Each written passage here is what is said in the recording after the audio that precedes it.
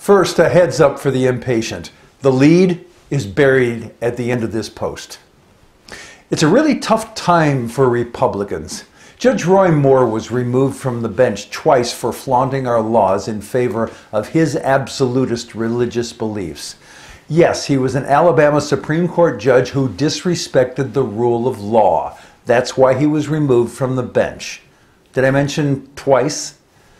Apparently in Alabama, that's not a disqualifier for becoming a United States Senator. As you know, this story gets far worse. Several women have gone public accusing Moore of sexually violating them, and most were minors when the accused sexual predator allegedly violated them. We're talking pedophilia.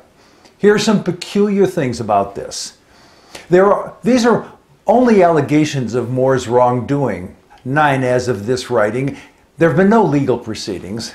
If we still believe in innocent until proven guilty, and that's questionable given the Trump hysteria of lock her up, why are so many calling for Moore's political lynching?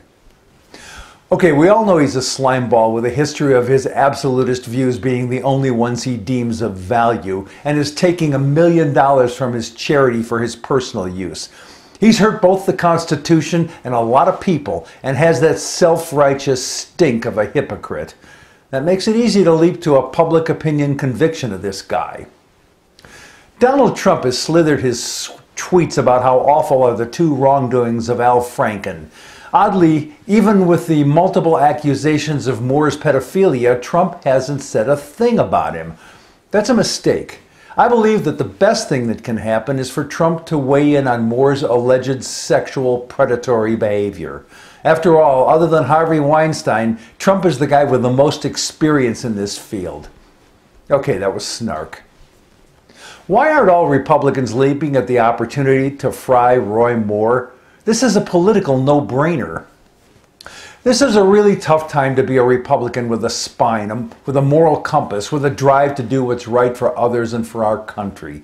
If such folks stand up for what's right, the extremists will fire them from their jobs in Congress and the state houses.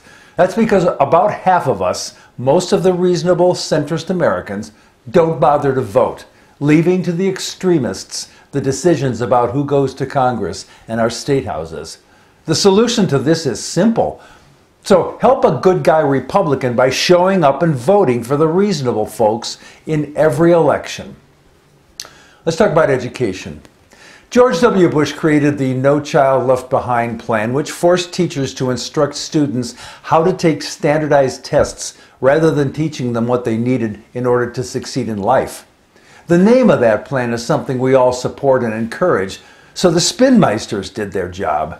The only problem is that No Child Left Behind left millions of children behind. Speaking of our children being successful, it seems we don't actually want that to happen. We continue to provide the majority of funding for our schools through property taxes, which is a great plan if the properties are in a wealthy area.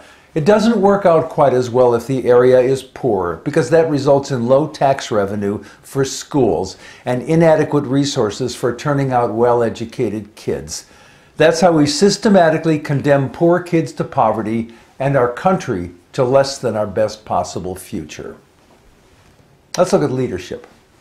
Being clear about what's going on and about what needs to be done is hard work.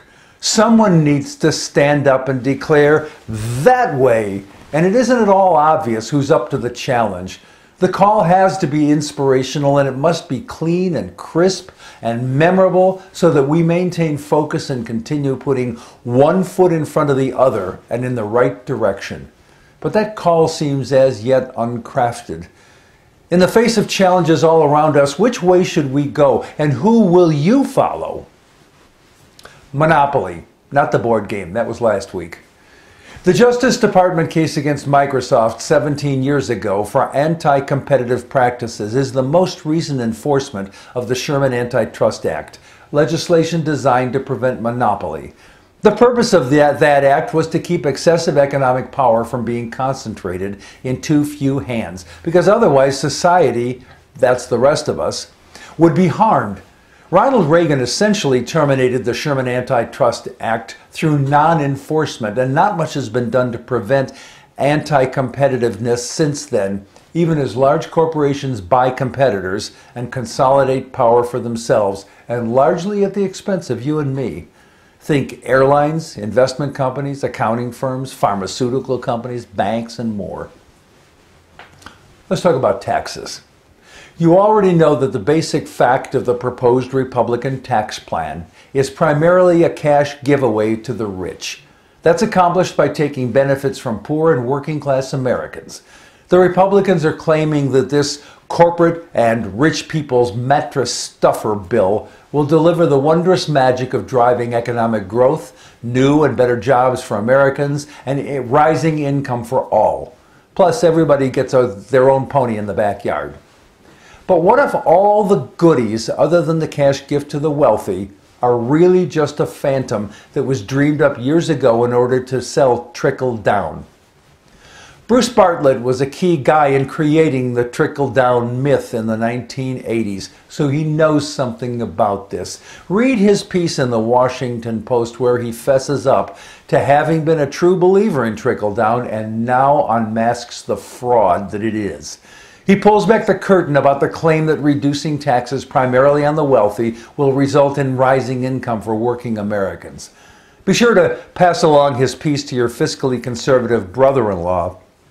And be sure to remind him of the $1.5 trillion debt the Republicans' plan will create. That should make for a spirited Thanksgiving discussion.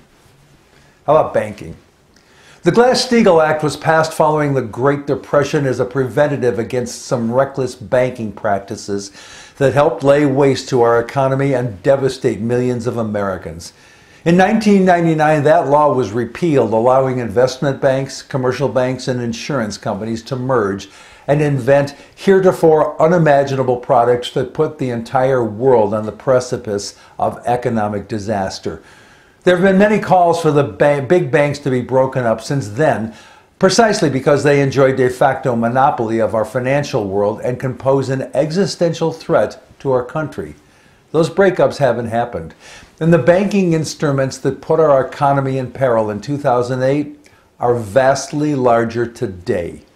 What do you suppose might happen? Freedom.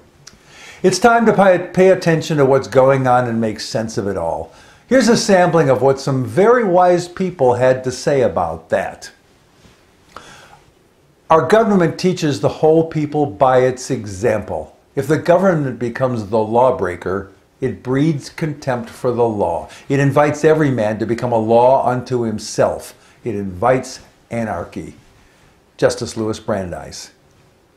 The people never give up their liberties but under some delusion. Edmund Burke. The people of every country are the only safe guardians of their own rights and are the only instruments which can be used for their destruction. And certainly they would never consent to be so used were they not deceived. Thomas Jefferson. If a nation values anything more than freedom, it will lose its freedom. And the irony of it is that if it is comfort or money that it values more, it will lose that too. W. Somerset Maugham. We need clear, rational thinking and action in order to protect what we hold dear. Who would have thought that doing so would require courage on the part of those in Congress?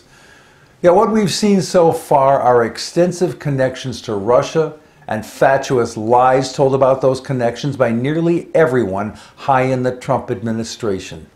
What has been confirmed by 17 intelligence agencies of the United States is that Russia hacked our election and tried to influence the votes of millions of Americans. Instead of believing our own experts, Trump believes Putin when all he offers is, "Nuh-uh." Trump maintains a submissive lapdog posture toward Putin and his manipulation, and access to information makes it look like there's been a bloodless coup, a Russian theft of America. You are incrementally being put at greater risk by powerful people concerned solely with their own wealth and power, and apparently without the slightest concern for our country. I assure you that staying quiet about this, doing an ostrich, will allow more harm to be done to you and to America. Robert Mueller is doing his job, but that may not be enough. Perhaps it's time for you to stand up and speak up. I'm Jack Altshuler.